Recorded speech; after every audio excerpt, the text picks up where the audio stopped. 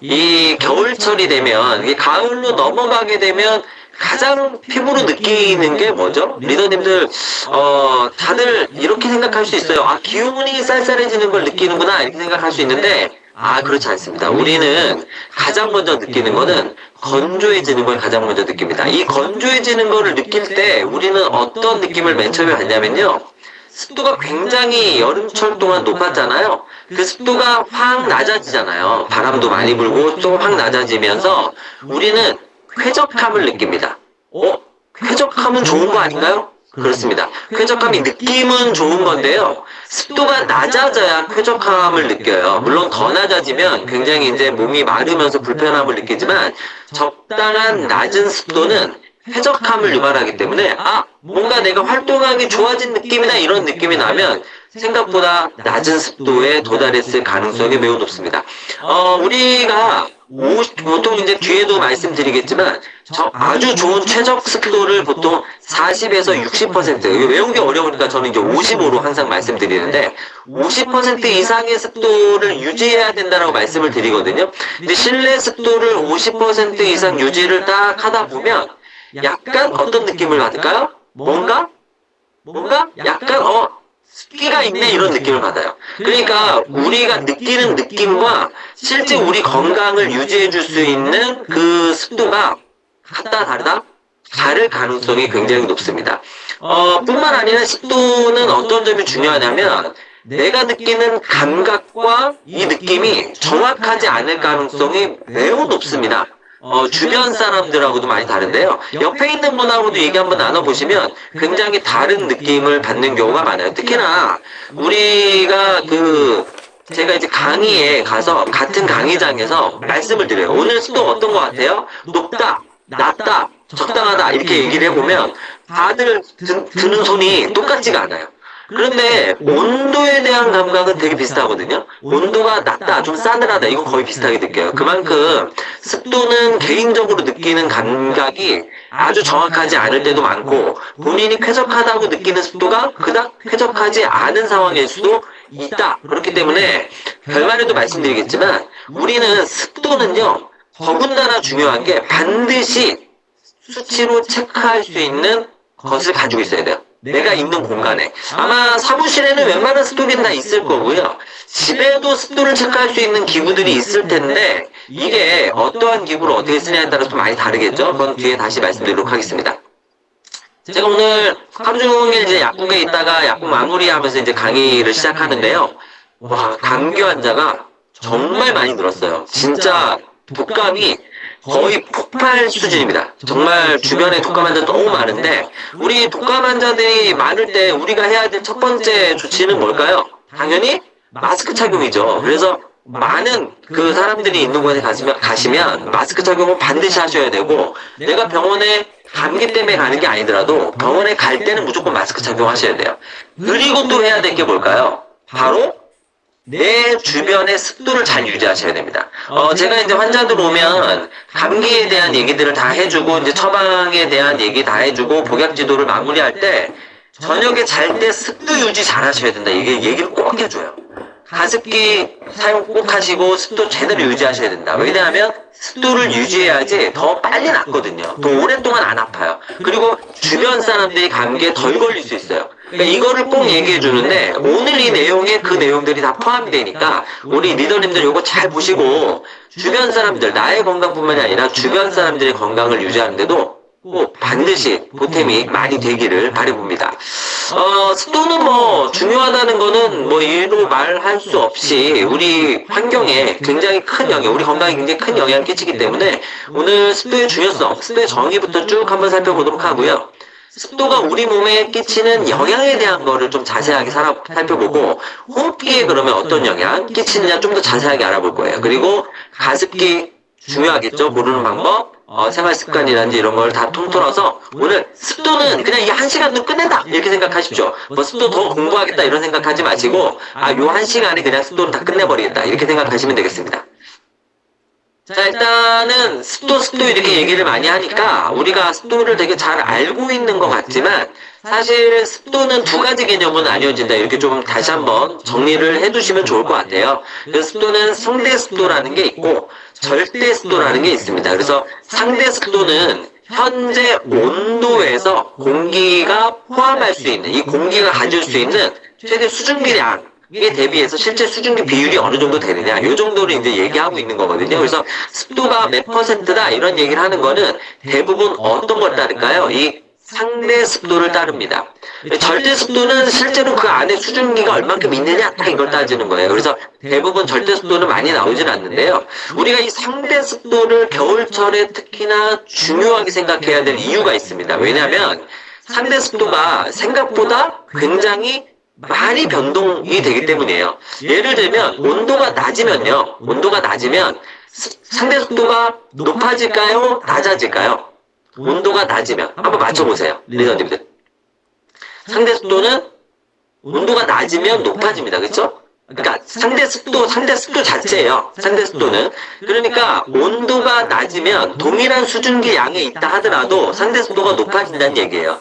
반대로 온도가 높아지면 상대 습도가 낮아지겠죠.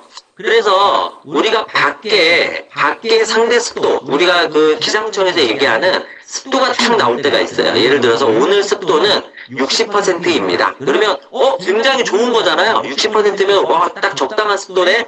밖에 나갔을 때는요. 우리가 밖에 나갔을 때는 아주 적당한 습도인데 창문을 탁 열고 그래서 이 습기를 우리가 다 받아들이겠어. 그래서 안으로 공기를 다 유입했어요. 그럼 밖에 온도가 낮잖아요. 그러니까 실내 공기가 굉장히 높아질까요? 낮아질까요? 당연히 낮아지죠. 이렇게 실내 공기가 낮아지면 우리는 뭘 해요? 난방을 하죠. 그러면 문을 닫고 난방을 하는 순간 습도는 어떻게 될까요? 곤두박질칩니다. 밖에서 충분한 수분이 들어왔다고 생각하지만, 충분한 수증기가 들어왔다고 생각하지만 실제 안에 들어온 수증기, 우리 실내 온도에 맞는 수증기는 그닥 높지 않은 거예요. 그렇기 때문에 우리가 밖에서 아무리 좋은 높은 습도를 가지고 있다 하더라도 겨울철에는 실내 난방을 하는 순간 습도가 현저하게 떨어질 수 있겠구나 이렇게 생각을 하셔야 됩니다. 그러면 반대로 우리가 생각을 해보면 여름철에는 어떻게 될까요? 여름철에는 습도가 그렇지 않아도 높은데 실내로 들어오면 우리가 냉방을 하잖아요. 그러니까 실내 습도가 어떻게 돼요? 더 높아질 가능성이 높아지는 거죠. 실내 공기가 차가워지면서. 때문에 이러한 경우에는 제습기를 반드시 쓰셔야 되는 거고, 겨울에는 반드시 뭘 써야 돼요? 가습기를 반드시 쓰셔야 되는 겁니다. 그래서 가습기의 중요성이 여기서 나오는 거고요. 우리가 기상청에서 나오는, 겨울철에는 기상청에서 나오는 이 습도를 절대적으로 맹신하면 안 된다. 그렇기 때문에 실내 습도는 따로 측정을 다시 해야 된다. 이렇게 기억을 해주시면 좋겠습니다. 그렇기 때문에 상대 습도라는 게 온도에 따라서 차이가 많이 난다는 점을 반드시 기억을 해두시고, 겨울철 난방을 많이 하면 많이 할수록 뭘 많이 높여야 돼요? 가습을 많이 해줘야 한다. 어떻게든 실내 습도를 유지하기 위한 노력을 많이 해야 됩니다. 그래서 적정 습도의 범위가 일반적으로는 보통 40에서 60%라고 우리가 지정을 보통 하는데요. 그래서 저는 이게 이제 레인지가 길잖아요. 그러니까 외우기가 좀 힘드니까 절반을 딱 잘라. 그러면 50%잖아요. 여기에 절반을 또 잘라. 그러면은 이 10의 절반을 자르면 55%. 외우기 쉽잖아요. 5대. 그 55% 정도가 가장 적합한 습도다 이렇게 딱 생각을 하시면 되는데, 기억하기 편하게 이제 이 레인지가 보통 봄, 가을에는 55% 이렇게 생각하시면 되시고, 여름철에는 실내 습도가 계속 높아질 수 있잖아요. 실내 습도가 계속 높아질 수 있으니까 실내 습도를 항상 가장 높은 레인지, 그래서 60% 이하로, 겨울철에는 낮아질 수 있으니까 실내 습도를 항상 40% 이상으로 이렇게 맞춰놓고 가야 된다는 거예요. 근데 우리는 조금 더 여기에다가 더 쓰자고요. 40% 쓰지 말고 55%를 유지할 수 있도록 노력을 하는 것이 매우 중요하다. 그래서 계절별로 우리가 사용해야 되는, 높여야 되는 습도의 상태가, 또는 낮춰야 되는 습도의 상태가 매우 다를 수 있다는 점을 우리 리더님들은 꼭 기억을 하셔야 될 것 같습니다. 습도는 적정 습도가 중요한데, 여기에 이제 낮을 때와 높을 때의 상황이 좀 많이 다르잖아요. 그래서 우리가 이거를 간단하게 좀 살펴볼 텐데요. 낮을 때는 우리 인트로를 열어주시면서 아주 쉽게 얘기해 주셨어요. 건조감을 느끼니까 굉장히 괴롭죠. 그러면 우리가 마르면서 괴로움을 느끼는 데가 가장 먼저 느끼는 데가 있어요. 어디냐면 눈입니다. 그러니까 눈의 건조감이 심해지니까 눈이 굉장히 뻑뻑해지고 피로해지고 충혈되고, 그리고 이게 시력도 떨어지는 것 같은 느낌이 생기고, 집중도 안 되고 심하면 두통도 생기죠. 그러니까 이러한 것들이 전부 다 눈이 건조해지기 때문이고요. 피부가 건조해지는 건 당연하죠. 그러니까 피부가 건조해지니까 땡기고 심하면 막 이렇게 인설, 이렇게 하얀 가루 같은 게 일어나기도 하고 가렵고 염증이 발생하기도 합니다. 바깥에 드러나 있는 거는 눈점막이나 이러한 피부겠지만 안에 들어가 있는 것들은요. 호흡기 점막들이 있어요. 우리가 코 안에 있는 점막들, 기관지에 있는 점막들, 입안에 보면 구강 안쪽에 보면은 편도라든지 이러한 점막들이 전체적으로 있잖아요. 이러한 점막들이 마르면서 건조되면서 기능이 현저하게 떨어지고 이 기능이 떨어지게 되면서 결국은 면역에 관련된 부분까지도 이어지게 된다는 겁니다. 당연히 수면의 질도 떨어지고 피로감도 나타나게 되고요. 바이러스의 활성은 굉장히 높아집니다. 그렇기 때문에 겨울철에는 이 바이러스에 의한 그 감염이 굉장히 잘 일어나는 거고요. 먼지 발생이라든지 이런 것도 굉장히 많아지겠죠. 그래서 알레르기 질환도 생각보다 많아요. 우리가 진먼지 진드기라든지 이러한 것들도 이 겨울철에 많이 일어나는 거는 이 건조 때문에 나타나는 경우가 굉장히 많습니다. 그래서 겨울철에는요, 이 습도가 낮아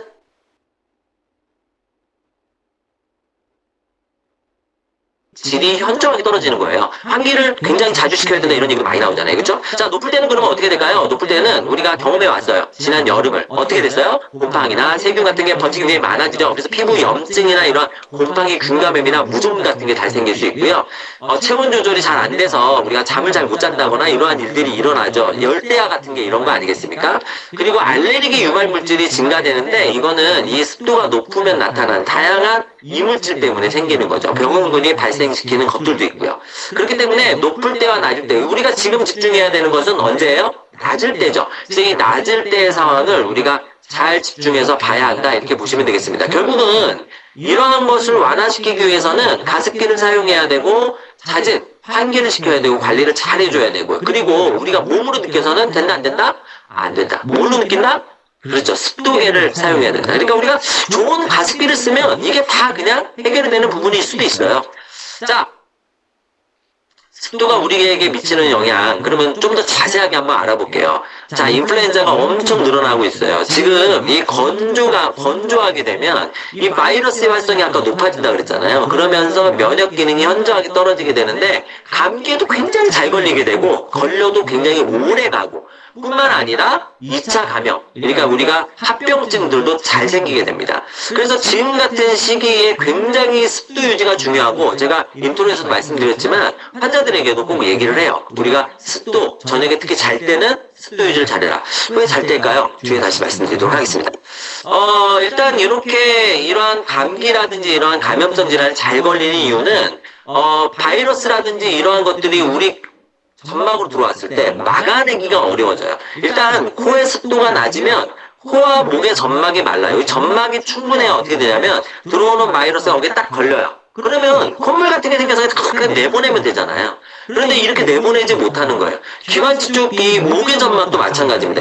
후두 이쪽으로 들어올 때 여기에 얘네들이 딱 달라붙어서 내 안으로 들어오지 못하면 사실 얘네들은 그냥 가래라든지 이런 걸로 배출시키면 돼요. 이게 배출이 안 되면 어떻게 돼요? 결국 내 몸 깊숙이 더 들어오게 되죠. 그러니까 1차 방어가 안 돼요. 우리가 피부는요, 점막은요, 우리 몸의 1차 방어기구예요. 그러니까 이거는 그냥 천연 방어예요. 내가 차후에 만들어내지 않아도 자연적으로 있는 방어인데 이 방어가 뭐에 의해서 가장 먼저 망가지냐면 건조함에 있어서 가장 먼저 망가진다는 거예요. 그러니까 당연히 면역 기능이 약해진다 이렇게 볼 수 있고요. 두 번째는 기관지 쪽이에요. 비강도 마찬가지인데 특히 기관지 쪽에는 이 섬모라는 애들이 있어요. 털같이 생긴 건데 얘네들이 바깥에서 들어오는 나쁜 물질들을 탁 붙잡아가지고 바깥으로 사사사사삭 내보내는 역할을 해줘요. 이게 섬모 운동이 활발해야지 이게 되거든요. 그런데 건조하면 섬모 운동이 잘 안 돼요. 그러니까 그냥 안으로 프리패스야. 그냥 안으로 막 들어와요. 그러니까 기관지까지 그냥 막 들어오는 거죠. 이렇게 안쪽으로 들어오게 되면 폐까지 들어올 수 있고 기관지에도 막 달라붙게 되고 그러면 뭐가 생겨요? 그러면 호흡기 질환이 생기는 거예요. 그러니까 이렇게 면역 기능에 절대적인 영향을 끼치게 된다는 점을 우리 꼭 기억해야 됩니다. 이거는 제가 그냥 말씀드리는 게 아니라 정말 다양한 논문 등을 통해서 온도라든지 습도에 의해서 우리가 다양하게 이 섬모 운동이 현저하게 떨어진다라고 하는 것들이 이미 많이 연구되어 있고 밝혀져 있어요. 그래서 이러한 것을 높이기 위해서 습도를 유지해야 되고 우리가 그 다음에 뭐 해야 돼요? 수분 섭취 잘해야죠. 그러니까 미네랄이 풍부하게 들어있는 수분 섭취를 잘하는 거. 안쪽에서도 보충, 바깥쪽에서도 보충. 그러니까 겨울에는 적절한 수분 섭취가 매우 중요하게 된 겁니다. 어쨌든 이렇게 낮은 습도가 되게 되면 결국은 이러한 여러 가지 영향으로 인해서 바이러스의 저항력이 현저하게 떨어진다는 거예요. 지금 나와 있는 내용은 인플루엔자 A 바이러스, 요즘 엄청 유행이잖아요. 인플루엔자 A 바이러스에 노출을 그냥 시킨 거예요. 노출을 시켰을 때 다른 거 아무것도 안 하고요. 20%하고 50% 습도를 유지했을 때 보면 체중 감소가 50%, 20% 낮은 습도를 유지하고 있는 마우스들, 쥐들에게는 현저하게 떨어지더라. 이게 우리가 아플 때 체중이 주는 거는 굉장히 예후가 안 좋은 거예요. 아플 때는 체중이 줄면 안 돼요. 내가 그만큼 내가 많이 손실이 되고 있다는 뜻이에요. 그 체중 유지를 하고 있다는 건 그만큼 잘 버틴다는 뜻입니다. 그래서 지금 보면은 굉장히 오랫동안 잘 버틴다는 걸 알 수 있고, 이거는 서바이벌. 이 쥐들이 살아있는 것을 통해서 알 수 있는데, 여기 보면 20%는 다 죽었어요. 시간이 지나면. 그런데 50%는 절반만 죽었죠. 아무것도 약을 쓰지 않았으니까 사실은 당연히 죽기 쉽습니다. 이 인플루엔자 바이러스 굉장히 무섭잖아요. 그런데 절반밖에 안 죽었어. 다른 걸 아무것도 안 했어. 뭐만 했어요? 습도만 맞춰줬어요. 그러니까 결국 요즘 독감에 우리가 건강에 좋은 비타민C 먹고 아연 먹고 막 할 수 있잖아요. 그런데 이걸 빼놓고 하면 뭐가 되는 거예요? 이걸 빼놓고 하면 핫 없는 잠깐빵이 되는 거예요. 그러니까 우리가 습도 유지를 안 하면 안 되는 거예요. 우리 환경 조성이 굉장히 중요한 겁니다. 쥐만 그럴까요? 아니에요. 이걸 보세요. 하나는 산이고 하나는 골이에요. 이게 산과 골이 딱 접으면 어떻게 되겠어요? 딱 접히겠죠. 이게 뭐냐면 하나는 사망률이고 다른 하나는 뭐냐면 그 습도예요. 습도가 낮아지면 사망률이 엄청 높아진다. 뭐에 의해서? 인플루엔자 확산에 의해서 사망률을 높인다고 하는 아주 굉장히 큰 대단위의 연구 결과입니다. 그러니까 습도가 낮으면 결국은 안 된다는 뜻이에요. 우리가 특히 요즘 같은 시절에 정말 습도 관리를 잘해야 되는 겁니다. 요즘 같은 시절 진짜 포인트죠. 이거보다 이제 더 뭐 지나가면 그때도 중요하겠지만 지금이 굉장히 중요한 시기라고 생각할 수 있습니다. 그 옆에 있는 표는요, 이게 단체 생활에도 습도가 매우 중요하다는 뜻이에요.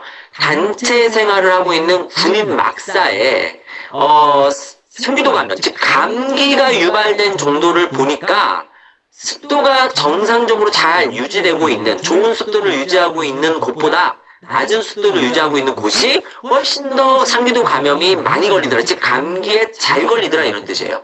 그러니까 우리가 단체 생활을 하고 있는 사무실이나 특히 학생들 있잖아요.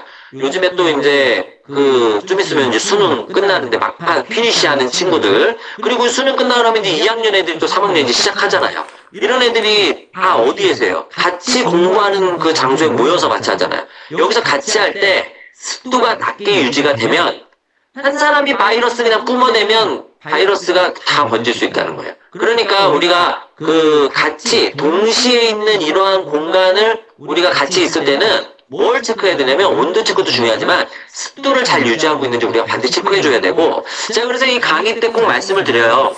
여름철에는 우리 친구들이 가장 피해야 되는 장소가 어디냐면 에어컨 옆이죠. 에어컨 옆에는 피해야 돼요. 바로 직방으로 쐬게 되면 냉기에 손상되니까요.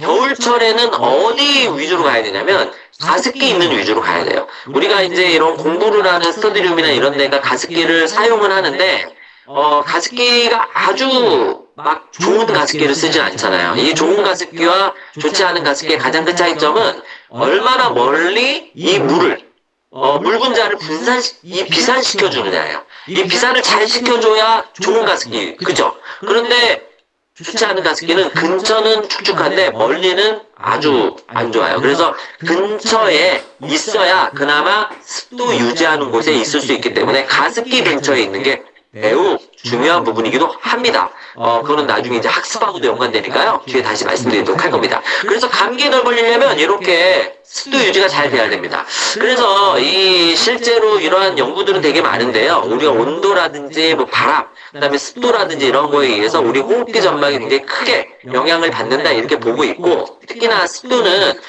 여러 가지 알레르기 반응이나 이러한 것들, 특히 점막의 건강에 굉장히 크게 연관되어 있다는 것은 이미 많은 생리학적인 이런 연구들을 통해서 밝혀져 있습니다. 그러니까 이거는 의심할 여지가 없어요. 감기에 걸리지 않으려면 적절한 습도를 유지해야 된다. 이거는 뭐 우리가 미처 이거 반드시 생각하셔야 됩니다.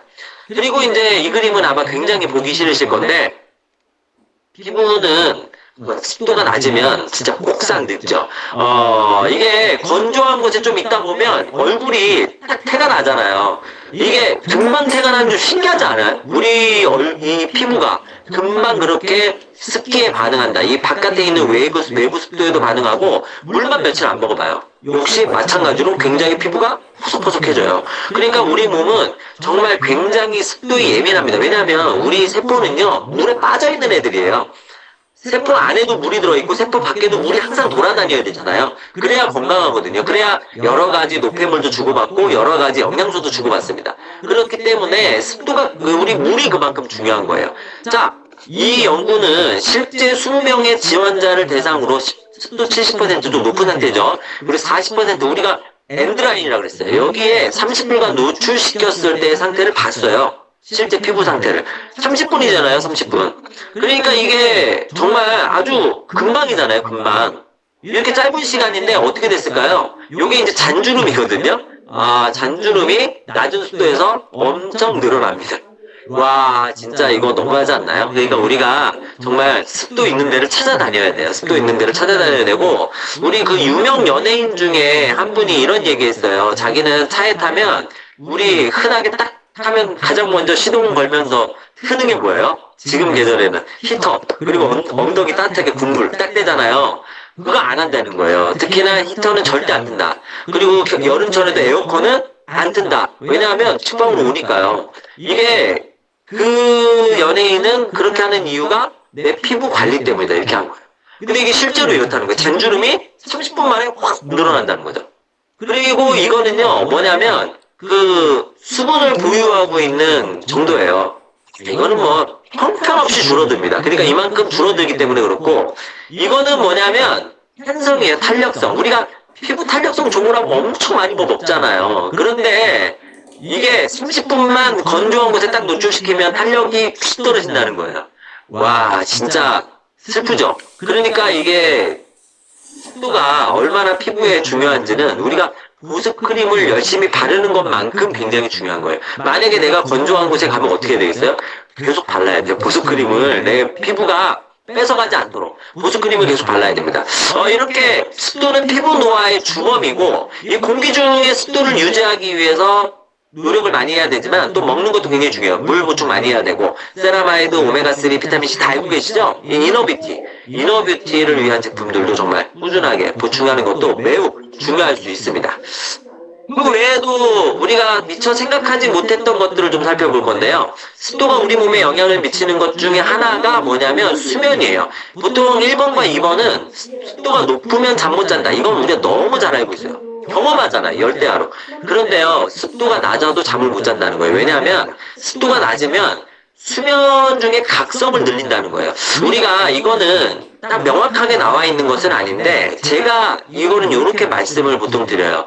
잠을 잘 때 우리가 만약에 건조한 환경이라고 생각해 보세요. 그럼 코안이 마를까요, 안 마를까요?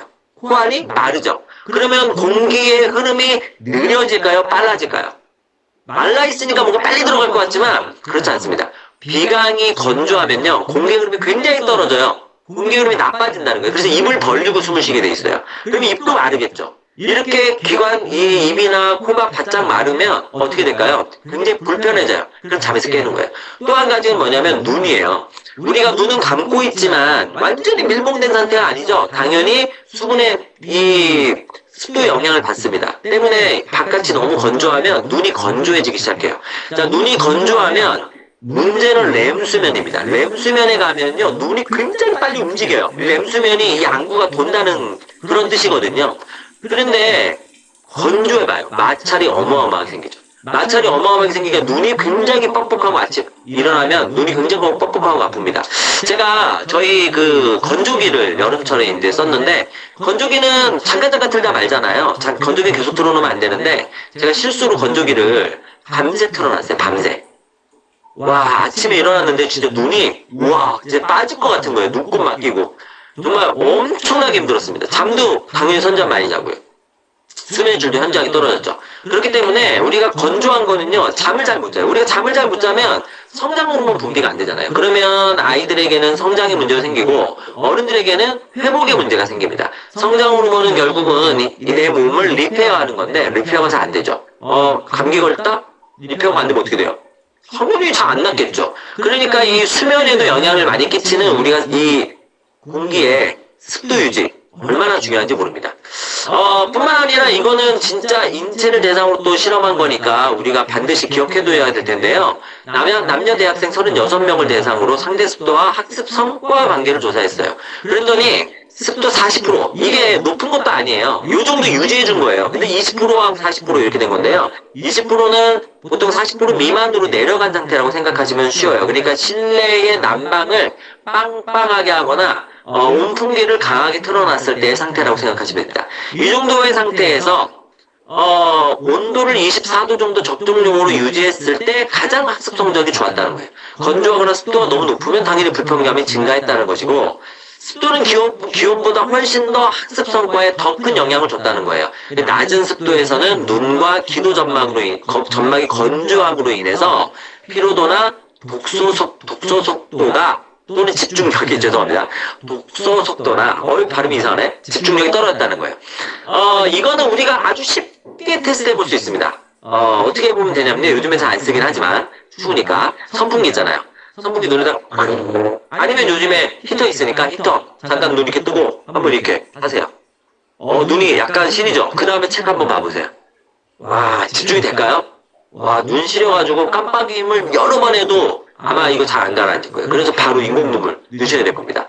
그러니까 이렇게 장기적으로 오랫동안 또는 독서를 할 때는 우리가 눈을 많이 안 깜빡이잖아요. 장기적으로 오래 볼 때 당연히 눈에 굉장히 큰 영향을 끼치게 되고요.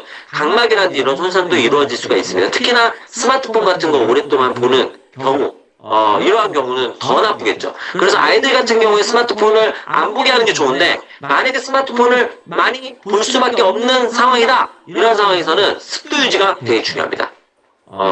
스마트폰을 안 보게 하긴 해야 될 텐데요. 어쨌든 40% 정도에서의 습도에서 20% 대비해서 피로도나 독소 속도, 산만도 당연히 감소했다는 거죠. 그래서 학습 능력에 굉장히 큰 영향을 주기 때문에 우리가 공부하는 친구들은 반드시 습도가 잘 유지되는 곳에서 공부를 하도록 하거나, 만약에 그렇지 못하는 곳에서는 어쩔 수 없이 어떻게 해요? 이 가습기, 휴대용 가습기라도 사용하게 해주셔야 돼요. 정말 중요한 내용입니다. 휴대용 가습기 같은 경우에 뭐 이렇게 간단하게 놓을 수 있는 것도 있으니까 그런 것도 생각해 볼 필요가 있을 것 같고요. 더 좋은 거는 우리가 질이 굉장히 퀄리티가 좋은 가습기가 있는 곳에 가 있는 게 훨씬 더 낫겠죠. 그래서 여러 가지 이 가장 최적화되어 있는 존인 40에서 60%의 상태를 유지. 우리가 더 좋은 거는 여기 선을 딱 그어보세요. 중간에 55%. 요 정도 선이 제일 좋거든요. 요 정도 선에서의 유지가 결국은 박테리아뿐만이 아니라 곰팡이, 바이러스, 여러 가지 뭐 미세먼지 등등을 아주 쾌적하게 환경을 만드는데 가장 좋은 역할을 하게 된다는 점을 꼭 기억하셔야 됩니다.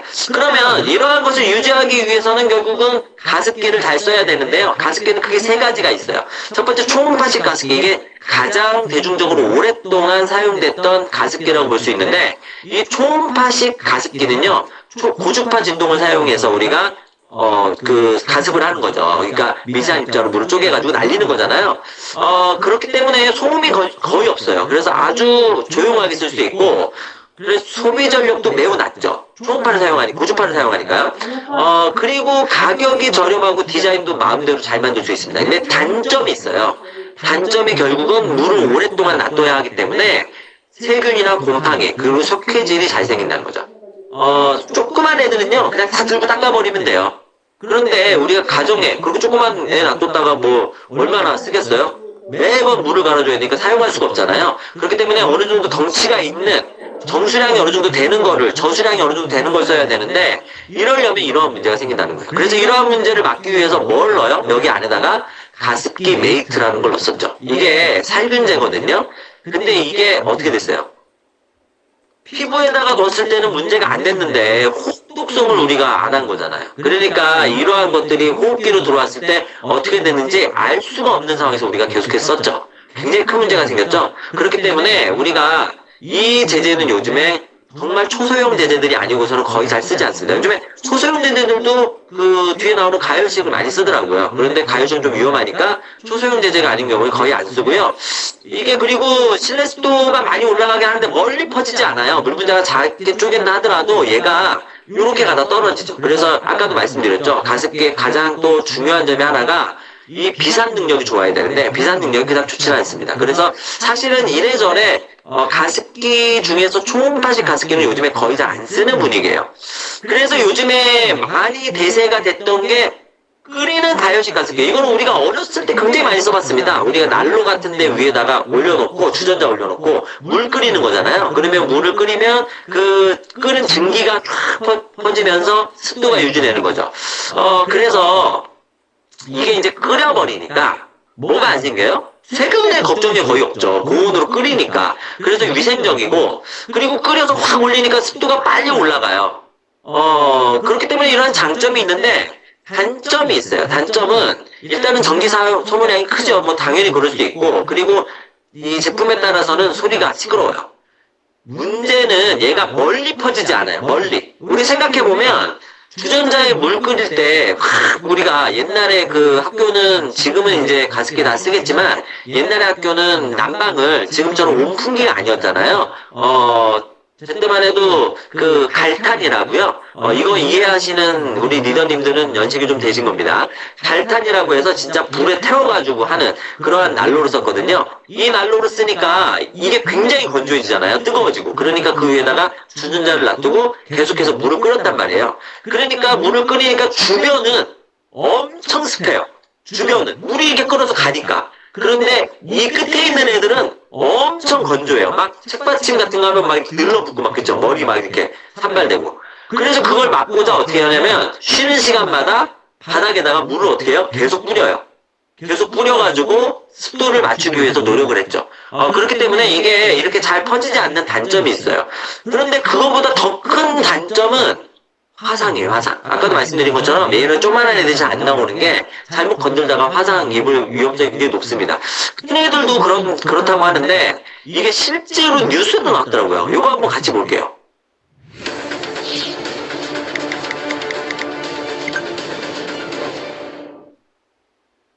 가습기에서 갑자기 뜨거운 물이 솟구쳐 나와서 하마터면 아이들이 크게 다칠 뻔했다는 제보가 왔습니다. 물을 끓여서 수증기를 뿜어내는 가열식 가습기였는데 어떻게 된 일인지 그 제보 내용을 신정은 기자가 취재했습니다.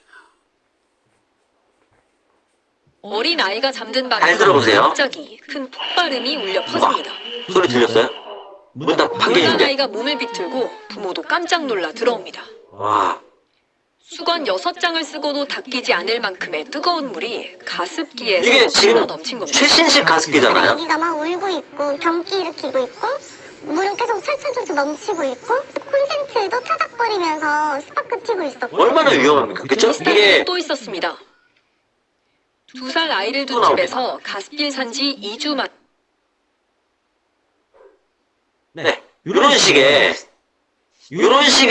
그 위험성이 있는 거예요. 그러니까 최신식이라 해서 위험성이 없다는 게 아니죠. 그러려면 위험하지 않은 초음파식을 써야 되느냐? 그거는 또 위생 문제가 굉장히 걸리죠. 그래서 이제 요즘 최신에 나오고 있는 게 이 기화식 가습기입니다. 이 기화식 가습기는요, 물을 적신 필터를 이렇게, 이 필터를 통과한 공기를 팬이 이렇게 밀어내는 거예요. 그러니까 말 그대로 기화식이라 자연증만식이에요. 자연증만식이기 때문에 이 가습량이 조절도 굉장히 잘 되고 세균번식, 필터를 통과하기 때문에 세균번식 위험이 굉장히 낮고 그리고 과습 위험이 없습니다. 앞에 있었던 그 가열식 가습기의 경우에는 물을 끓여서 계속 올리니까 과습이 될 가능성이 있어요. 우리가 과습도 굉장히 나쁜데요. 습도가 낮은 것도 문제지만 높은 것도 문제잖아요. 그래서 55%, 40에서 60%를 딱 유지해주면 좋은데 과습되면 훨씬 더 또 안 좋아질 수 있는 거예요.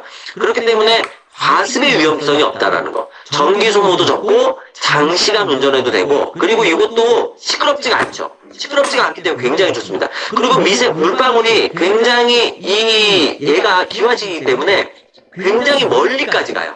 이게 멀리까지 가기 때문에 아무래도 우리가 한 군데다 놔둔다 하더라도 전체를, 물론 뭐 집안 전체를 다 하기는 어렵겠죠. 집안 전체를 하려면 한 2대 이상이 필요할 수도 있겠지만 어쨌든 굉장히 넓은 영역을 가습할 수 있다는 장점이 있죠. 그리고 중간중간에 물이 맺힌다고 하는 일은 불가능하죠. 거의 없죠. 단점은 필터.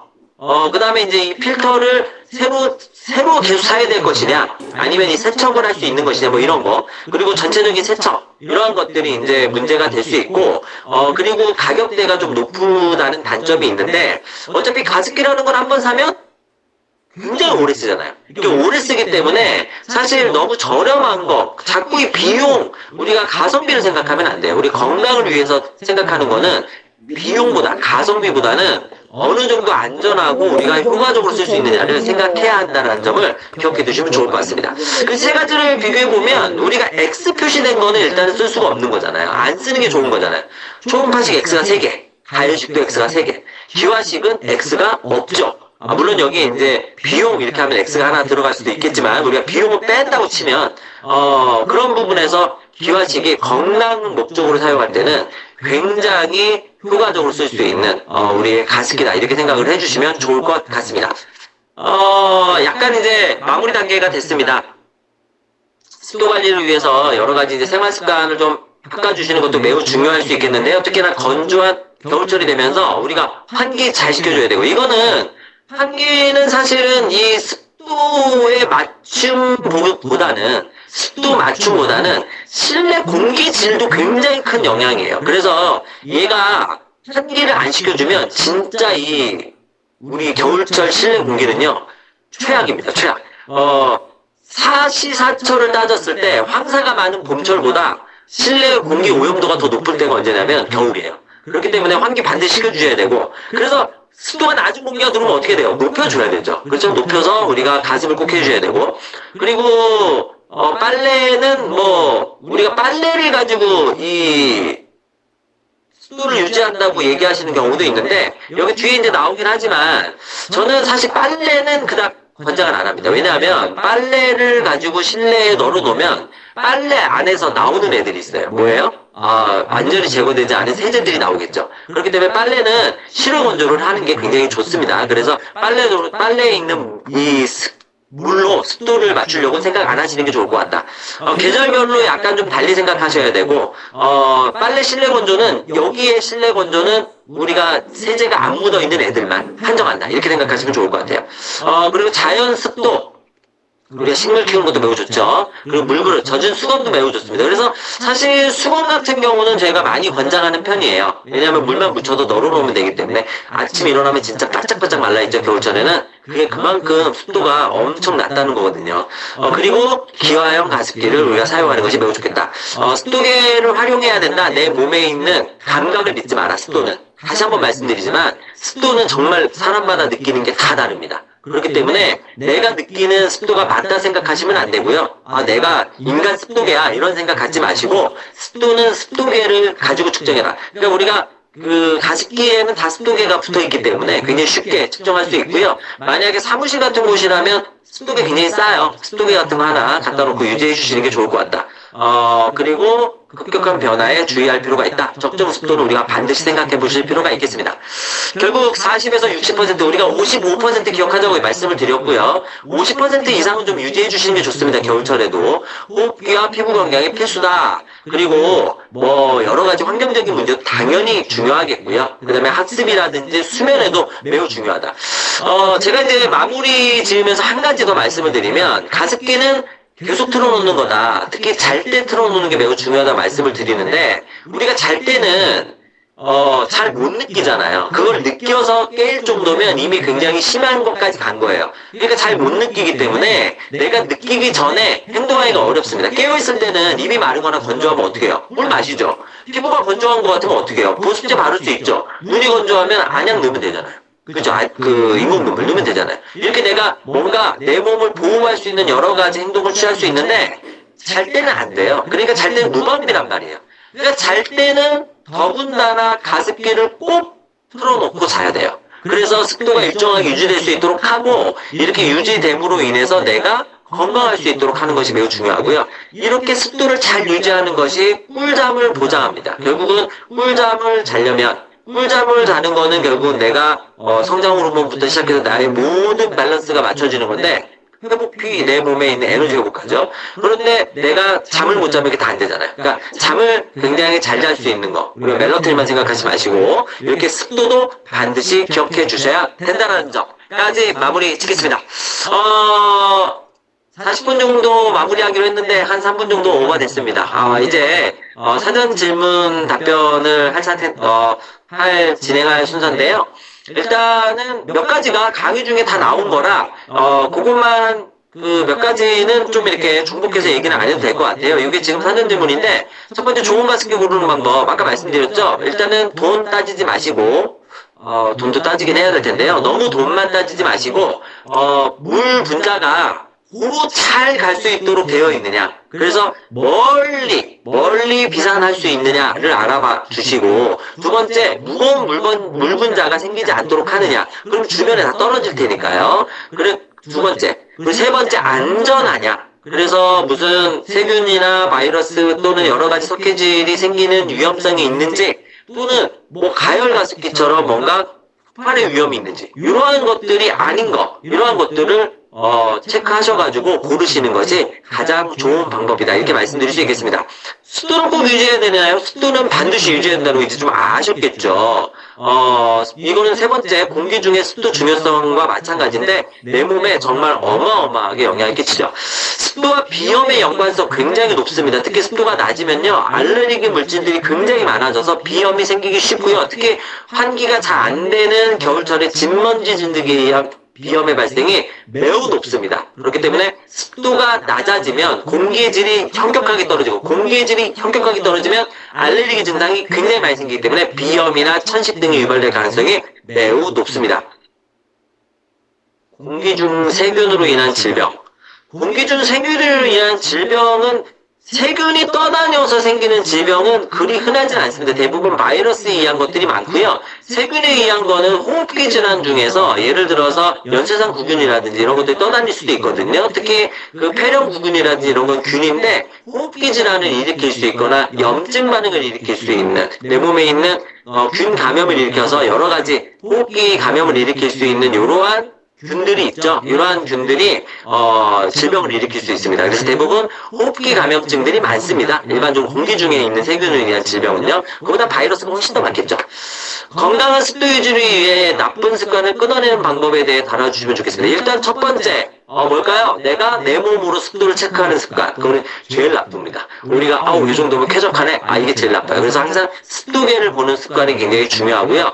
두 번째, 요거는 제가 생각을 많이 안 해봤는데, 가습기를 사용하지 않는 습관도 굉장히 나쁜 습관 중에 하나일 것 같아요. 그렇죠? 그래서 항상 공기청정기 우리가 사용하듯이 가습기를 지속적으로 사용한다. 우리가 공기의 질을 유지하기 위해서 요즘에 제일 많이 쓰는 게 뭐예요? 공기청정기잖아요. 공기청정기 안 쓰면 공기질이 진짜 현격하게 떨어지잖아요.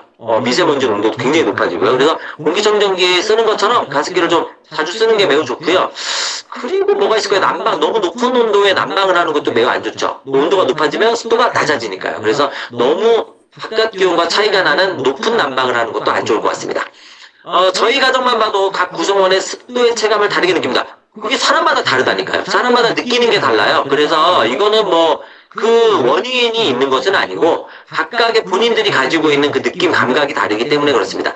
비 오는 날 창문을 열어야 하고 적당히 오면 여는 게 좋죠. 특히 겨울철에는요, 환기시켜 주시는 게 좋습니다. 너무 많이 내리면 비가 들이치니까 어렵지만, 적당히 내리면 습도가 유지되어 있는 공기가 들어오니까 매우 좋습니다. 환기도 잘 되고요. 그래서 비 오는 날 창문을 여는 게 상황만 된다면 좋을 것 같습니다. 호흡기 구조와 작동 원리, 대표적인 호흡기 질환과 예방법을 정리해서 포함하면 좋겠습니다. 요거는 지금 얘기가 다 나온 것 같아서 요 정도로 마무리하면, 사전 질문은 요 정도로 마무리하도록 하겠습니다. 그러면 이제부터 본격적으로 Q&A를 한번 받아보도록 하겠습니다. Q&A를 받아보도록 할 건데, 네. 여기 제품에 대한 질문인데요. 제가 제품에 대한 질문을 답을 드려도 될지는 모르겠습니다만은, 그래도 이왕 질문을 하셨으니까 답을 드리면, 기화식 가습기의 장점을 좀 얘기를 많이 해주시면 좋을 것 같아요. 그러니까, 기화식 가습기 자체가 기존에 있었던 가습기들하고 좀 차이가 많이 나잖아요. 그리고 자체적으로, 그냥 끓여서 하는 거랑 초음파로 하는 거랑 가격 차이가 당연히 많이 날 수밖에 없지 않겠습니까? 가격을 부각시키지 마시고 제가 보기에는 장점들을 확실하게 좀 얘기해 주시는 게 좋을 것 같아요. 첫 번째, 가장 큰 장점은 아까 말씀드린 것처럼 굉장히 멀리까지 물 분자가 좀 날아갈 수 있다는 장점이 있고 과습도 안 되고요. 그리고 그 외에 제품의 특장점이 굉장히 많을 겁니다. 제가 그거는 귀동량으로 가게 오프 가게 갔을 때 들어봤는데 뭐 필터를 직접 그냥 세척할 수도 있다는 장점도 좀 있는 것 같아요. 필터를 교체하는 것이 아니라 세척할 수 있다는 장점도 있는 것 같고요. 그래서 이러한 것들도 굉장히 중요한 장점인 것 같다. 이렇게 좀 말씀드릴 수 있을 것 같습니다. 축농증에도 또 굉장히 중요하죠. 세균 감염에 의약한 부분이고요. 축농증 같은 경우에는 생각보다 비강 안쪽에 이 굉장히 그 끈적거리는 액체가 많거든요. 이거를 배출을 원활하게 시켜야 되는데 이 점막의 상태하고 그다음에 이 아까 뭐 얘기했던 섬모의 상태가 매우 중요합니다. 그래서 습도가 매우 중요합니다. 이 비강, 호흡기 감염증에는 그냥 무조건 습도가 중요하다 생각하시면 돼요. 가습기랑 공기청정기 같이 사용해도 되고 같이 사용하셔도 됩니다. 이 가습기랑 공기청정기를 같이 사용하지 않을 이유가 없을 것 같아요. 왜냐하면 어차피 공기 안에는 뭐가 있어요? 물이 있잖아요. 그거를 공기청정해주는 거잖아요. 근데 그거를 습도를 50% 맞춰놓는다고 공기청정을 못하느냐? 그렇지 않죠. 그렇기 때문에 가습기랑 공기청정기는 같이 사용하셔도 제가 보기엔 전혀 문제가 안 될 것 같습니다. 공기청정기와 가습기를 작은 방에 그냥 한 공간에 너무 가까이 두지 말라. 이거는 아마 과습이 가능한 가습기를 얘기하는 것 같아요. 그래서 과습이 되게 되면 아무래도 이 공기청정기 기능에 영향을 미칠 수 있기 때문에 이런 얘기를 한 게 아닌가 싶습니다. 그래서 이거는 제품에 따라 좀 다를 수 있을 것 같고요. 과습이 되지 않고 물 분자가 작고 비산이 멀리 되는 제품들은 아주 가까이 붙여놓지만 마시고 방이라면 양쪽 끝에 요 정도로 사용하시는 건 제가 보기에는 전혀 문제가 되지 않을 것 같습니다. 제품에 대한 내용은 아마도 차후에 또 얘기가 나올 것 같으니까 아마도 아메이의 공기청정기도 좋은 게 있지 않겠습니까? 헤파 필터 있는, 그죠? 그래서 그 제품과 같이 얘기를 아마 해주시면은 될 것 같습니다. 이거는 요 정도로 넘어가도록 하죠. 365일 24시간 가습기는 겨울철에는 좀 오랫동안 작동해 주시는 게 좋을 것 같습니다. 물론 여름철에 가습기 틀면 안 되죠. 여름철에는 틀지 마시고요. 겨울철에는 건조할 때는 틀어주시는 게 좋을 것 같아요. 복합식 가습기, 이거 정확하게 어떤 제품을 말씀하시는지 제 체크가 조금 안 되는데요. 이거는 혹시나 여기 센터에서 좀 아시는 부분이 있으시면 자료를 조금 주시면 좋을 것 같습니다. 제가 정리한 내용은 가열식, 초음파식, 그 다음에 기화식 가습기인데요. 요거 말고 다른 점이 조금 있는 것 같아요. 요거는 제가 지금 바로 답변을 드리긴 조금 어려울 것 같아요. 요건 패스하도록 하겠습니다. 겨울철에도 집안 습도가 60% 이상 나오는 집은 겨울철에도 집안 습도가 60%가 나온다고요? 어떻게 해요? 어떻게 나오죠? 난방을 아예 안 하시나요? 60% 이상 나오면 안 하셔도 되죠. 근데 이게 60% 이상 나오면요, 이거는 뭘 하셔야 돼요? 제습기를 쓰셔야 돼요. 60% 이상 나오면 곰팡이 많이 늘잖아요. 그래서 60% 이하로 내리라고 말씀드렸죠. 50에서 55% 사이에요. 그러니까 60% 이상 나오면 이거는 굉장히 습한 집이죠. 그러니까 이러한 경우에는 가습기가 아니라 제습기를 쓰셔야 됩니다. 겨울이라도. 세척을 어떻게 하는 게 가장 좋을까요? 어떤 세척이요? 가습기요? 요거는 정확한 주어를 적어주시면 좋을 것 같습니다. 후비루에 도움이 될까요? 후비루도 도움이 될 것 같아요. 왜냐하면 후비루도 결국은 점막 건강이 약해 생기거든요. 점액 분비 때문에, 과분비 때문에 생겨서 점액 분비의 과분비에도 문제가 좀 될 수 있어요. 그러니까 후비루에도 호흡기 건강에는 가습기는 다 도움이 된다고 보시면 될 것 같습니다. 수돗물 사용하는 것이 좋다고 하는데 기화식도 그럴까요? 수돗물. 이 제품이 필터가 있잖아요. 그러면 수돗물을 사용해도 문제는 없을 것 같아요. 일반적으로 수돗물 같은 경우에 이제 석회라든지 이런 게 좀 많이 걸러져 있는 상태이기 때문에 수돗물을 쓰는 게 좋다 이렇게 얘기하시는 부분이 있는 것 같은데요. 수돗물이 무조건 좋다고 보기는 좀 어렵죠. 그냥 사용해도 무난하다 이렇게 생각하시면 될 것 같고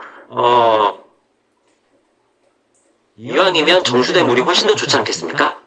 가습기는. 그런데 너무 많이 써야 되니까 그렇게 쓸 때는 수돗물을 사용하도 무방하다. 아까도 말씀드린 것처럼 필터가 있기 때문에 필터가 있는 거는 조금 더 도움이 될 것 같습니다. 수돗물을 사용해도 괜찮을 것 같습니다. 제가 말을 굉장히 빨리 했죠. 갑자기 입이 마릅니다. 수도를 유지하고 있어도 이렇게 말을 많이 하면 입이 마릅니다. 리더님들. 그러니까 말을 많이 하시는 분들은 습도 유지에 정말 신경을 쓰셔야 되고 중간중간에 물도 마셔야 됩니다. 그러니까 중간에 자, 잠깐 비염에도- 하자면요. 네. 기대 관련 문의는 제가 리더님들 제 응대를 나중에 교육 때 해드릴 수 있을 것 같습니다. 그래서 습도 관련 질문에 대한 답변만 해주셔도 괜찮을 것 같습니다. 아유, 감사합니다. 네, 부담이 확 줄었습니다. 자, 비염에도 좋나요? 비염에 당연히 좋습니다. 비염에는 습도 유지 무조건 하셔야 돼요. 겨울철에 비염에 습도 유지 안 하면 알레르기 비염 심해집니다. 그래서 습도 유지 하셔야 되고, 요거는 실제로 공기 질이 많이 떨어지면서 이렇게 비염 환자가 겨울철에도 많이 는다고 나와요. 그렇기 때문에 봄철만큼 많은 게 겨울철 비염 환자예요. 날씨도 추워지고 공기도 안 좋아져서 그렇습니다. 그래서 반드시 이렇게 하셔야 돼요. 휴화식 가습기 사용 시 냄새가 난다. 이건 제품의 문제인 것 같습니다. 천식에도 도움이 될 것 같죠? 당연히 천식에도 도움이 됩니다. 사계절 내내 써야 되나요? 느낌을 안 써도 아니에요. 사계절 내내 아니고요. 건조해지는 계절 집중해서 쓰시면 됩니다. 언제냐? 가을 넘어가면서부터 겨울 그리고 초봄까지 저는 추천합니다. 봄부터는 이제 그 습도가 잘 유지가 되는 경우가 많아요. 그냥 문만 열어놔도 습도가 유지가 잘 되기 때문에 그때는 공기청정기 열심히 쓰시면 되시고 1년 중에 가을철과 초봄까지는 그래도 계속 좀 틀어놓으시는 게 좋을 것 같습니다. 요거는 오늘 내용하고 조금 안 맞는 것 같아요. 코피. 요거는 다음에 기회가 되면 제가 영양소 꼭 추천해 드리도록 하겠습니다. 집안 습도가 60에서 70% 나오는 집, 이거 아까 나왔던 얘기인 것 같고요. 폐섬유증 있으신 분, 가습 유지하라고 하잖아요. 이거는 병원에서 그렇게 얘기할 텐데요. 폐섬유증 있는 경우에는 가습기를 쓰지 말라고 하는 게 뭐냐면, 저거 가습기예요. 그 초음파식 가습기. 그래서 그 가습기 중에서도 그 유해 물질이 나올 수 있는 가습기 절대 못 쓰게 하죠. 그리고 그 물이 잘 깨끗하게 유지가 안 되는, 그래서 정수이 물이 깨끗하게 유지가 안 되는 경우에는 못 쓰게 해요. 그런데 잘 생각해 보시면 이런 분들이 병원에 입원하면은요, 병원에 가습기가 있을까요, 없을까요? 당연히 있죠. 그러니까 폐 쪽에 문제가 있는 경우에는 이 습도에 굉장히 깨끗한 질을 유지할 수 있는 가습기를 써주시는 게 굉장히 중요합니다. 그래서 초음파식 가습기는 절대 안 되고요. 그래서 그런 거를 아마 얘기하는 걸 겁니다. 그 병원에서 못 쓰게 하는 경우가 있긴 하거든요. 그런 거를 아마 얘기하는 거라고 말씀드릴 수 있겠습니다. 습도가 평균보다 적은 쪽과 높은 쪽, 어느 쪽이 안 좋아? 와우, 둘 다 안 좋습니다. 중간이 좋습니다. 평균보다 적은 쪽도 안 좋고 높은 쪽도 안 좋아요. 그러니까 적정 습도를 유지하는 게 좋습니다. 그렇죠. 수족관에 있으면 습도가 더 높게 올라가요. 그래서 아까 얘기한 것처럼 그 수생 식물을 키우신다거나 하는 경우에 습도가 올라가기 때문에 이러한 경우에는 습도가 너무 높을 때 제습기 쓰셔야 됩니다. 참고하시고요. 필터가 오염되는 이유는 요거는 제가 패스하도록 하겠습니다. 이건 제가 말씀드린 건 아닐 것 같고요. 초음파식, 가열식, 복합식, 요것도 가열식이 들어가니까 마찬가지입니다. 그래서 이건 아마 가열식으로 물을 끓여서 뭔가 그 오염물질, 그 균들을 제거한다 이런 얘기를 하는 것 같은데, 주의사항은 마찬가지예요. 그 가열식이 들어있는 경우엔 결국은 안전에 위험성이 있을 수밖에 없습니다. 비염에 공기청정기나 가습기 잘 쓰면 아주 도움이 됩니다. 특히 공기청정기 꼭 쓰셔야 돼요. 아시죠? 비염에 공기청정기 안 쓰시면 안 되고, 가습기는 가을부터 초봄까지 꼭 쓰셔야 됩니다. 밤에 자는 동안 습도가 오르는데 입 벌리고 자는 게 습도가 내리면 돼요. 내리는데 습도가 떨어지는데 입 벌리고 자는 게 영향을 많이 끼쳐요. 그래서 건조해지면 코가 건조해지고 이 호흡이 떨어지면은 그때부터 입을 벌리기 시작합니다. 입을 벌리고 자는 게 코 때문인지도 여쭤봐도 될까요? 코 때문인 경우가 제일 많아요. 입을 벌리고 자는 건요. 코가 삐뚤어지는 경우도 굉장히 많고요. 코골이도 굉장히 많고요. 이게 코가 막히는 거잖아요. 그런 것도 많습니다. 가습기 높이는 어느 정도? 높이까지는 제가 뭐라 모르겠습니다. 높이는 적정 높이가 아닐까요? 일반적으로 보통 무릎에서 허리 높이 정도 되는 것 같은데요. 그 정도, 왜 물통 크기가 있으니까요. 그 정도 높이가 될 것 같습니다. 네. 아버지 경관식 중. 이게 저거 말씀하시는 겁니다. 네. 자, 질문이 없나요? 습도계. 습도계는 그냥 가습기에 있는 거 쓰십시오. 습도계는요, 문구점에 많고요. 가습기 있는 거 사용하시면 되고, 집에 있는 거는. 만약에 어디 사무실에 놓으실 거면 문구점 같은 데 많이 있습니다. 질문이 어느 정도 이제 마무리가 좀 된 것 같습니다. 그래도 이제 5분 정도 남았으니까, 맞아, 이제 마무리를 좀 해드리도록 하겠습니다. 그래도 많은 우리 리더님들께서 도움이 되셨다니까 너무 뿌듯하고요. 제가 이제 직문즉답이기 때문에 중간에 하나, 두 개 대답을 못 해드린 부분이 좀 있는데, 그거는 좀 죄송스럽게 생각하고, 다음에는 또 100% 응답을 다 드릴 수 있도록 노력해보도록 하겠습니다. 그걸 떠나서 제가 이제 마지막으로 좀 말씀드리고 싶은 게, 우리 가습기 얘기 계속 하잖아요.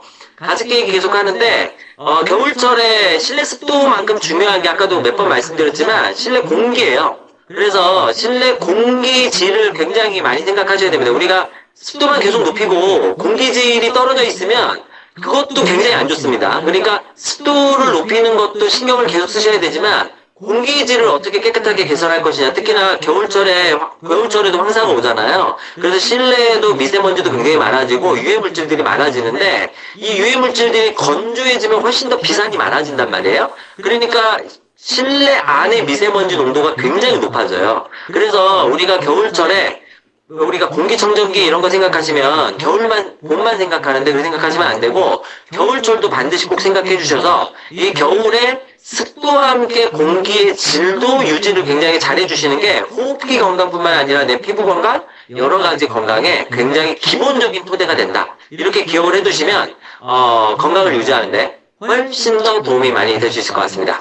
제품에 대한 그리고 기계에 대한 이러한 내용은 저보다는 이제 뒤에 말씀해 주실 우리 관계자분께서 훨씬 더 잘하실 거기 때문에 제가 마이크는 그쪽으로 넘기도록 하겠습니다. 잠깐만요. 뭔가 질문이 더 들어왔어요. 가습기와 일반 습도계 간의 거리가 1m도 안 되는 두 습도계 차이가 15. 그러니까 이런 게 뭐냐면요. 물 분자가 멀리 못 가는 가습기들이 이런 것들이 있어요. 그러니까 물 분자가 멀리 못 가면 그 밑에 떨어져 버리니까 멀리 못 가는 경우에 이런 경우가 있고 또 다른 경우는 그 경우가 제일 먼저 생각납니다. 다른 경우는 그 실내 공기 상태에 따라서 좀 다를 것 같기도 하고요. 어쨌든 이러한 경우가 있을 수 있기 때문에 가습기를 선택할 때 물 분자가 멀리 퍼지는 게 되게 중요하다는 걸 제가 누차 강조해서 말씀을 드렸습니다. 네. 그러면 요쯤에서 제 강의는 마무리하도록 하고요. 습도에 대해서 잘 알고 잘 정의하고 그리고 건강에 잘 활용할 수 있도록 도움이 되셨기를 바라면서 강의를 마치도록 하겠습니다. 감사합니다. 네, 1시간 정말 꽉 채워서 이렇게 습도의 기본부터 정말 심화까지 정말 잘 가르쳐주신 우리 배현 약사님께 다시 한번 큰 박수 한번 부탁드립니다. 감사합니다. 1시간 동안 너무 고생 많으셨고요. 우리 리더님들의 이런 습도 그리고 또 가습기에 대한 관심이 또 많은 분들이 가지시는 만큼 지금 옵티미스트가 출시가 되고 나서 정말 많은 분들에게 이 주문량도 지금 증가가 되고 있다는 소식을 제가 또 듣기도 했습니다. 다시 한번 이 옵티미스트 현재 지금 저희 필터가 무상으로 제공이 되는 출시 프로모션도 함께 진행 중에 있습니다. 그래서 가습기 프로모션도 많은 관심 가져주시고요. 지금 이제 10시인데 좀 편안한 밤 되시고 나중에 전 또 좋은 강의로 저도 찾아뵙도록 하겠습니다. 가시기 전에 아마 카톡으로 저희 설문도 아마 받으셨을 겁니다. 그 설문도 시간 되실 때 꼭 한 번씩 부탁드리도록 하겠습니다. 늦은 시간 동안 1시간 동안 고생 많으셨습니다. 고맙습니다.